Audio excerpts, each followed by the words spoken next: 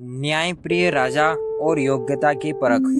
एक बार की बात है, राजा विक्रमादित्य घने जंगल में पेड़ पर उल्टे लटके हुए बेताल को पकड़कर ला रहे थे।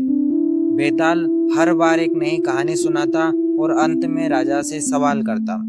अगर राजा जवाब जानते हुए चुप रहते तो उनका सिर फट जाता और अगर बोले तो बेताल उड़कर वापस पेड़ पर चला जाता। बेताल ने कहानी शुरू की। कहानी 3 ब्राह्मण और एक कन्या। प्राचीन समय की बात है, धर्मपुर नामक नगर में एक सुंदर कन्या रहती थी, मधुमती। वह बहुत ही गुणवान, बुद्धिमती और संस्कारी थी। उसके लिए 3 ब्राह्मण युवक विवाह का प्रस्ताव लेकर आए।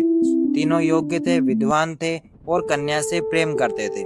अब मधुमती के पिता दुविधा में थे, किसे अपना दामाद बनाए। इसी बीच एक दिन दुर्भाग्य से मधुमती की मृत्यु हो गई। तीनों युवक बहुत दुखी हुए। पहले युवक ने उसकी अस्थियां लेकर गंगा स्नान किया और उनका विधिवत अंतिम संस्कार किया। दूसरा युवक तिल तर्पण और शुद्धि करके उसके शव की चिता के पास बैठ गया और जीवन भर ब्रह्मचर्य व्रत का पालन किया। तीसरे युवक ने योग्य साधना द्वारा एक तांत्रिक पुस्तक से एक मंत्र सीखा, जिससे मरे हुए को पुनर्जीवित किया जा सकता था। उसने उस मंत्र से मधुमती को जीवित कर दिया।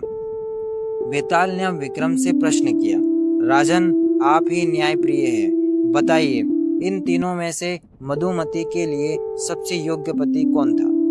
राजा विक्रम ने उत्तर दिया, तीसरा ब्राह्मण जिसने उसे जीवित किया वह उसका जीवन दाता है, पर वह एक तांत्रिक है, वह किसी भी मृत को जीवित कर सकता है।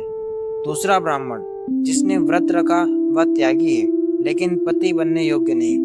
पहला ब्राह्मण जिसने उसका विधिवत संस्कार किया और पूरे धर्म का पालन किया, वही उसका सबसे योग्य पति है, क्योंकि वह प्रेम के साथ धर्म का पालन करने वाला था। यह सुनते ही बेताल हंस पड़ा और बोला, राजन, आपने फिर से उत्तर दे दिया, अब मैं उड़ता हूँ।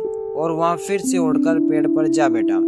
इस कहानी से हमें यह शिक्षा मिलती है कि सच्चा प्रेम केवल भावना नहीं, कर्म से सिद्ध होता है और धर्म, कर्तव्य और त्याग प्रेम के वास्तविक मापदंड है। कहानी अगर आपको अच्छी लगी हो तो प्लीज़ वीडियो को लाइक, चैनल को सब्सक्राइब और प्यारा सा कमेंट जरूर कीजिए।